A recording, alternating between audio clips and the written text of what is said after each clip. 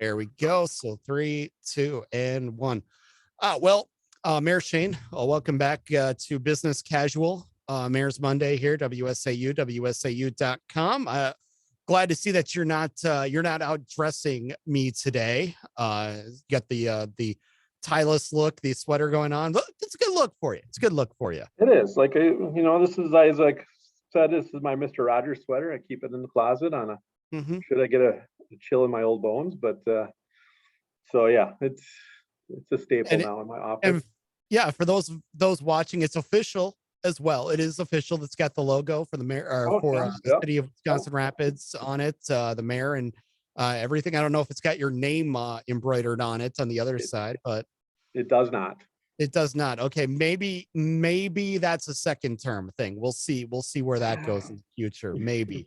Exactly. So go Maybe. maybe again maybe. But let's yeah, we're talking about right now though. We got all kinds of snow on the ground, obviously. So first thing we've got to do is check how is the winter maintenance going down there in Wisconsin Rapids, the streets, the budgets, the municipal snow piles. Are those starting to fill up? Yeah, well, it's starting to come along. We have a less experienced crew. We've had retirements, so we have some new people out on routes, which I think they are coming along and doing an amazing job. It takes time to learn and kind of get it figured out. And, I think they're doing a really good job on that. And, we're not too buried down here. So we've got some capacity for some more snow, but doesn't necessarily mean that we need it. And but yeah, budgets are good, and Paul Ballard at the street department is doing a good job keeping things in line over there and moving right along and getting our roads cleared according to our snow removal policy. And they're doing a good job. Yeah, and I know that's one thing that's kind of been obviously everybody's got a staff shortage, so everything no matter if it's your order at Taco John's or whatever it may be, it's sometimes taken a little longer. Have you been able to get the streets cleared in a timely manner, even though, like you said, you've got the new crew, you've maybe got a few less plows out than you would like each morning when you do have one of those snow emergencies? Yeah, they're doing a great job. We're replacing our staff as jobs open up, and they're gaining experience. And our kind of our philosophy, you just can't physically plow every street after every snowstorm. So we have a policy on depths of snow where we in the residential areas, but there's always a close main road that's going to be cleared and that they'll be able to gain access to. And unfortunately, at some road has to be the first road plowed, and some road has to be the last road plowed. So, hopefully most of us fall in between there. But yeah, if you're on the last road, it can be frustrating. Yeah, indeed, but there's certainly worse things to deal with. I can't none come to mind right now, but it's certainly something that all of us have been dealing with this year, and we certainly do want to tip the cap to all those that are whether it's county, whether it's city that are getting those roads plowed and keeping us safe so we can get where we need to go and keep things moving during the winter. And again, Yeah, a lot of people might not be thinking about parks right now. You actually are. And first off, it's something that something fun we all like to talk about, which is our pets. Just even before we started recording this, you and I are going back and forth about our pets for many minutes. yep. Something that everybody loves to talk about. You're moving forward with plans for a municipal dog park in Wisconsin Rapids, and it sounds like things are very promising with this project right now. Yeah, we've taken a concept of a location to our Park and Rec Commission. I think it's a great location. It doesn't really impact any heavy residential areas. It's on the backside of an industrial park or a business park, and I can't remember the exact acreage offhand, but there's quite a few acreage.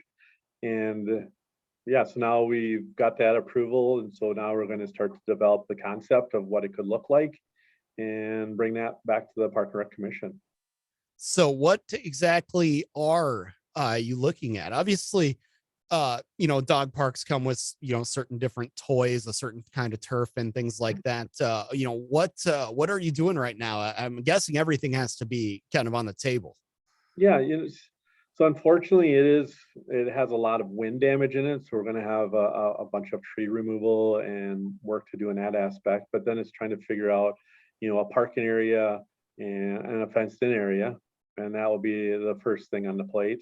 It's divided by a ditch that's a creek, and I think on the other side of the ditch, on part of that property is potential for a small dog park with a smaller parking area. And so we're just kind of trying to figure and lay that out, and then we'll go from there on additional amenities. And I think, you know, I think we get the base of the fenced area and the cleanup and the parking lot. And then I think the users will probably start to develop ideas of what they'd like to see and offer suggestions.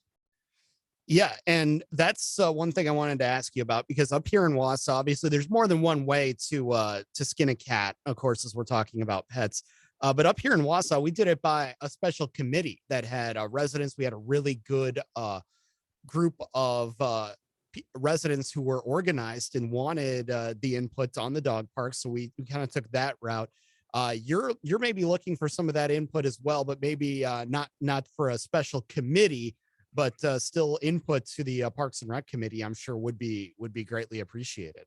Yeah, I think in a future meeting here at Park and Rec, that will be something to discuss how we can work with users on the amenities that they would like to see in the park or some type of partnership. But I think my personal thoughts is that we always have, friends of dog parks or friends of cat parks. Don't want to leave out our cats. Of course not. And and it's a very great idea, but over time, sometimes, people drop off in areas of interest. And I think for myself, I'd like to present it that, we will take care of the maintenance responsibility and some of the day-to-day type of activities there. But should a user group have an interest in adding an amenity and fundraising for that amenity, that's something we could support and go forth together on. And this is actually something that the city has done before with the fitness workout equipment, outdoor body weight workout equipment in Demetz Park. A group fundraised for it, purchased it, and then the city just basically kind of installed it for them. So this Correct. is something that you've done before. Yeah, absolutely. And I think that's a good relationship. And we're taking responsibility for those things and the maintenance, but the funding came from a user group. hmm So I'm interested to see where this goes over the next few months. It's certainly something that we have had success with here in Wausau. It's certainly something that the community wants. And again, as you and I alluded to earlier, we may say it tongue in cheek. Okay, yeah, we like to talk about our pets, but they're more interesting than us. But this is something that can be a difference maker for the community and something that the community can rally around because again, there's a degree of truth to that. We like our pets more than we like people. Yeah, and you're right. And that, especially with our pets and, it's, as we know, it's good to exercise our animals and dogs at dog parks are a good thing. And it's a way for community members to, intermingle together with a common interest of pets and drink coffee and, talk about the world problems. Exactly, exactly. Not unlike what we do here once a month or so. So yeah, we'll look forward to seeing where that goes. But you've also been busy with another park, and this is another big area, especially in the summer. You've got a lot of uses out here at Witter Park, and that name now it means more than just the baseball field where the Wisconsin Rapids Rafters play. That name kind of encompasses everything out there these days. Yeah, locally, most of us always refer to the area as Whitterfield, but really, as in its name, Whitterfield is, to me, is where the Raptors play baseball and the baseball and the grandstands and the historic nature of that. But it was a suggestion. We took suggestions, did a community vote, and based on that participation and with the help of the Park and Rec Commission, Winter Park has become the name of the whole area. So we will have our aquatics complex at Better Park and every other amenity out there. And then they can build a brand around it too.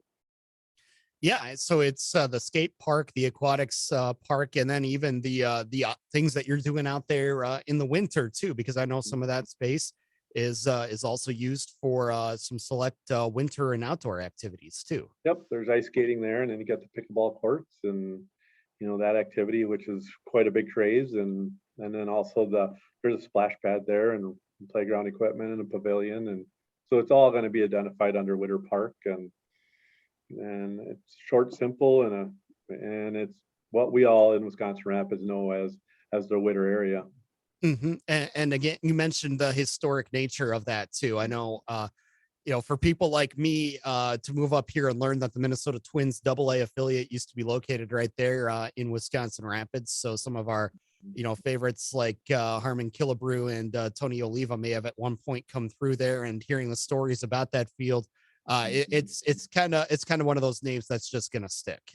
Yeah, those are my generation. We all grew up hanging around there watching those games and listening to a lot of the names being called out and chasing foul balls and turning them in for some change. And and we've all got a lot of great memories there. Oh yeah, absolutely. What were they worth back in the day? The foul balls. Was it a I think nickel? they're a Was it a quarter or quarter? 50 cents they were. Yeah. Even back in that day, that was still a king's ransom. Yeah, especially to a young guy, fighting over a foul ball. Absolutely, absolutely. That was part of the fun. That was part of the fun for the baseball atmosphere where I grew up too, back in Absolutely. South Dakota. Except the players that came through the Parks and Mudcats and the Parks and Rock Bass weren't exactly on their way to anywhere but their office the next day, whatever that office may be.